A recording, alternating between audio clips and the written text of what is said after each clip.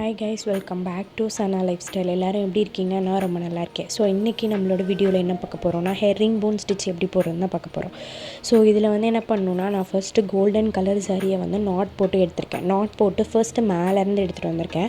மேலேருந்து க்ராஸாக எடுத்துகிட்டு வந்து நம்மளோட லெஃப்ட் சைடில் 3 செயின் ஸ்டிச் வந்து போட்டிருக்கேன் ஸ்ட்ரைட்டாக.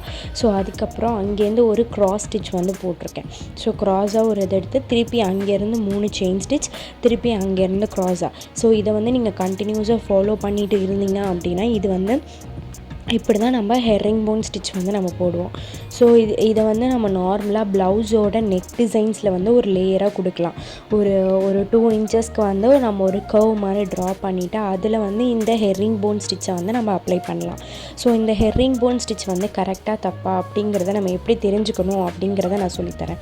ஸோ இது வந்து எப்படின்னா, இந்த ஹெர்ரிங் போன் ஸ்டிச்சை வந்து நீங்கள் நார்மலாக போடும்போது மேலேருந்து கீழே க்ராஸ் வைஸாகவும் கீழேருந்து மேலே க்ராஸ் வைஸாகவும் நீங்கள் கொண்டு போகும்போது அது ரெண்டும் இன்டர்செக்ட் ஆகி மேலேயும் சரி கீழேயும் சரி ஒரு ட்ரையாங்கிள் ஃபார்ம் ஆகும். ஸோ அந்த ட்ரையாங்கிள் வந்து எப்படி இருக்குன்னா, நீங்கள் பார்க்கும்போது ஈவனான சைஸில் இருக்கணும். ஸோ அது நீங்கள் பார்க்கும்போது கரெக்டாக ஈவனான சைஸஸில் இருந்துச்சு அப்படின்னா அது வந்து நீங்கள் பண்ணிகிட்ருக்கிறது வந்து கரெக்டுன்னு அர்த்தம். ஸோ இங்கே நார்மலாகவே நீங்கள் 3 செயின் ஸ்டிச் வந்து போட்டுட்டு க்ராஸாக இழுக்கும் போதே அந்த ட்ரையாங்கிள் வந்து கரெக்டாக இருக்கா இல்லையான்னு தெரியும். நான் இதை வந்து ரெண்டுத்துலேயுமே, அதாவது ஜரிலையும் சரி சில்க் த்ரெட்லேயும் சரி ரெண்டுத்துலேயுமே நான் அதை வந்து செஞ்சு காமிச்சிருக்கேன்.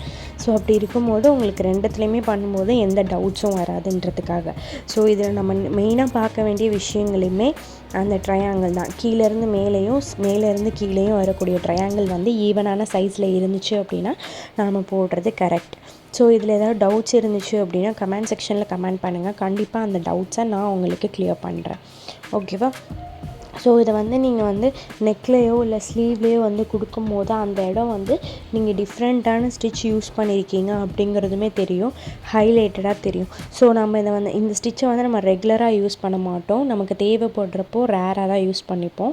ஸோ ஆனால் இந்த மாதிரி தான் நம்ம ஹெர்ரிங் போன் ஸ்டிச்சை வந்து போடணும். ஸோ இது எப்படி இருக்குன்னா, கீழேயும் ட்ரையாங்கிள் மேலேயும் ட்ரையாங்கிள், அதை மட்டும் நீங்கள் ஞாபகம் வச்சுக்கிட்டீங்க அப்படின்னாலே இந்த ஹெர்ரிங் போன் ஸ்டிச்சை வந்து நம்ம ஈஸியாக போட்டுடலாம்.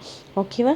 மேலே அதாவது லெஃப்ட் சைடில் நீங்கள் செயின் ஸ்டிச் போடும்போது குட்டி குட்டியாக போடணும். ஸோ அப்போ தான் நீங்கள் இழுக்கும் போது அதுவும் சேர்ந்து இழுக்காமல் இருக்கும், ஸ்பேஷியஸாக, அதாவது லாக் ஸ்டிச் போடுற மாதிரி. ஸோ இதில் ஏதாவது உங்களுக்கு டவுட்ஸ் இருந்துச்சு அப்படின்னா என்கிட்ட கேட்கலாம். ஸோ இந்த வீடியோ பிடிச்சிருந்துச்சுன்னா லைக் பண்ணுங்கள், ஷேர் பண்ணுங்கள், சப்ஸ்கிரைப் பண்ணுங்கள். தேங்க்யூ ஃபார் வாட்சிங்.